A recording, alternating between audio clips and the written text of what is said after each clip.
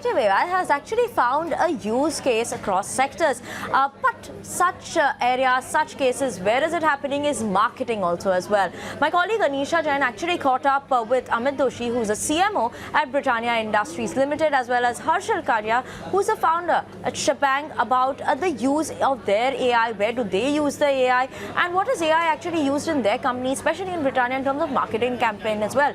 Let's go across and listen into the slice of this conversation.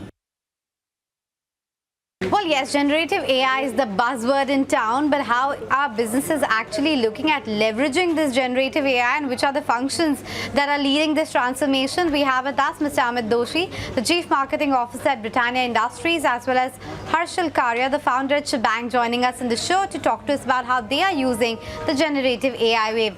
Thank you, gentlemen, for making time and speaking with us. Amit, I wanted to begin with you. As far as generative AI is concerned, how are you at Britannia making use of this entire wave of transformation?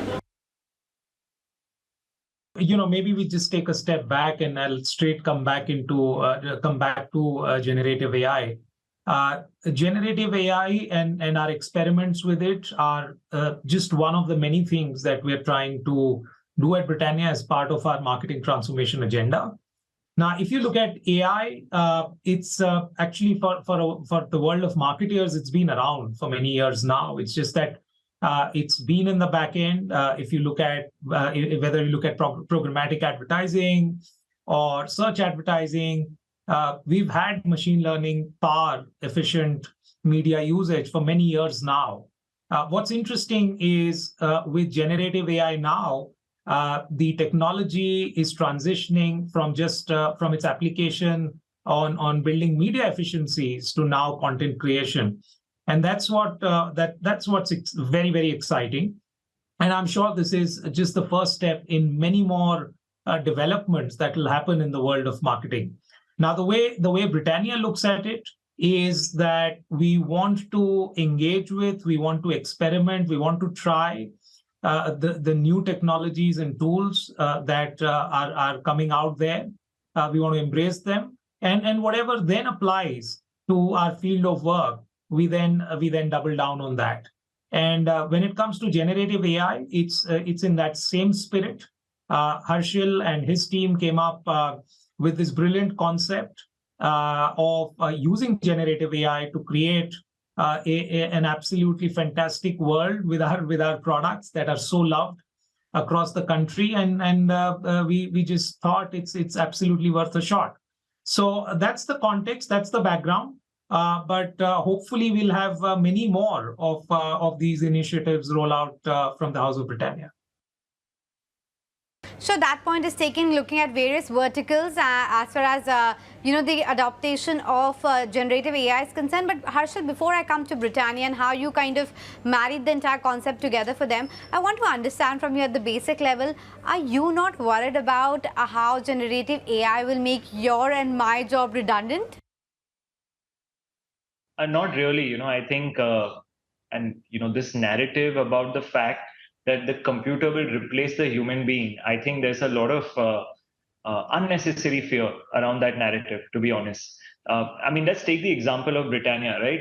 When these pieces of art, and I'll call them pieces of art because they're visually stunning, and Amit made the great point about the fact that people love the product so much. So there is an anchor rooted in love around that product.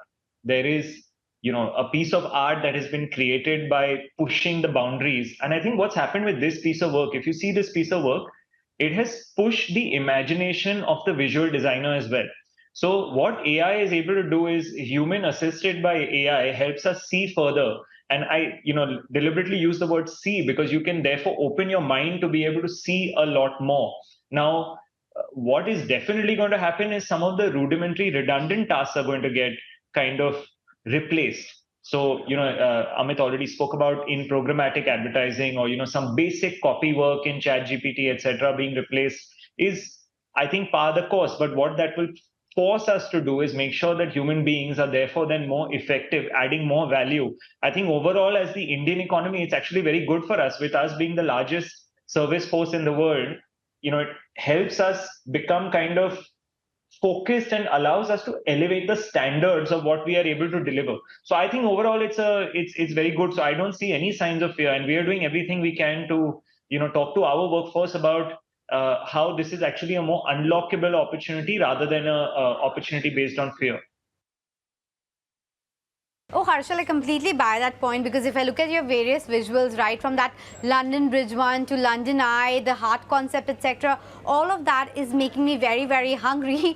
But tell me, how did you come up with this concept of marrying the creativity that Britannia stands for, what its consumers associate themselves with, plus the technology and the generative AI? Yeah, look, I think it fundamentally comes down. I think first you have to acknowledge and understand that with 105 years of legacy that Britannia has, and with the kind of products that penetrate every household, there is already an inherent sense of love and attachment with these products. And what we noticed every time we were sitting with Amit's team, also we noticed that most of the time what comes from consumers is that they really pour their love out in terms of the fact that they actually love these products. Every time we do something on social media, the first comment is about, oh my God, I'm drooling over it, and that's kind of the instinctive reaction. This is a category which is built a lot.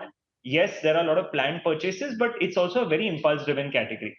And it's a love-driven category. So what we thought is that what the consumer deserves is the consumer deserves a piece of creative work which is actually standing for the love that they have for this particular product. So it's almost like an ode to the love that the consumers have, which is being created. And I mean, it's interesting you spoke about the London Eye. Actually, what happens is that when we do the work around consumers, there is a lot of insight that comes out that when I see something, I remember this biscuit. When I see, when I'm hungry or when I'm in the mood for a Britannia biscuit, this is my mind starts seeing it everywhere. So we start putting that into the words. And there was also this feeling that and especially the beautiful product that is the Pure Magic Chocolash. If you see that creative around how it's created, it's really baked to perfection. So that creative was about how that is completely baked to perfection. So it's tuned to what consumers are saying, and we're artistically putting it out in interesting ways. And as Britannia, not just us but all the agencies, we have a clear mandate that we need to do work that is effective in the marketplace in terms of delivery, and this campaign has delivered, and it has to be creatively excellent. So that's the guiding force with which Amit has also kind of given the direction to all of the agency partners working with Britannia. So it's good to be able to contribute to that. And it's a legacy company, most loved company, I would say, in India. So it's a privilege to be able to create that. So Amit, you have talked about the cost per unit of how the dynamics are shaping up for this entire generative AI, but talk to me about how the overall marketing strategy is changing, right from the contribution that was there from print, digital, online, TV, etc. How's that entire shape and structure changing? See, if you look at the big picture, Anisha, Britannia has many businesses and many brands. So there is no one-size-fits-all formula. We have mass brands, we have premium brands, we have smaller and new businesses which are growing on the e-commerce side of the channel portfolio. So there are, at the House of Britannia, you will find many, many different kinds of businesses. And what we have is a media mix that's effective for these different requirements. So if you let's say talking about a mass brand, television is still very, very effective. It's got the highest reach, it's got the lowest cost per reach. And for mass brands, digital plays a different role. The role that digital plays it's that of an assistance. It creates incremental reach over TV to audiences which we are not able to reach out to, and creates engagement and love, much like the campaign that we're talking about. However, when you go down to, let's say, premium brands, niche brands who require not just a narrower reach, but also require to reach a certain kind of an audience, that's where you will find digital get over-indexed. I'll just give you a couple of examples. So we launched this product called Biscafe last year, and Harshil and his team at Schbang were instrumental in launching that brand. that brand in year one is purely built on digital. And we see digital as being at the heart of that brand's development, even going forward. Or if you look at a brand like NutriChoice, we have quite a few products there which are meant for specific segments. We have a line of products called diabetic friendly. Now, the diabetic friendly essentials are trying to reach to people who have diabetes and were seeking some sort of addition to their lifestyle. And for that, we use an extremely targeted approach. In fact, for the World Diabetes Day, which happens to be on the 14th of November every year, we created this WhatsApp chatbot that gives personalized, customized nutrition advice through a diet expert.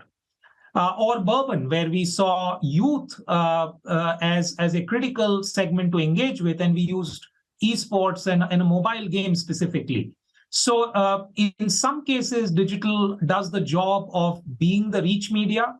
In other cases, it does the job of being the incremental support partner to television. And in a lot of these other examples that I spoke to you about, it plays a critical role in consumer engagement and creating experiences that were otherwise not possible in absence of digital technology.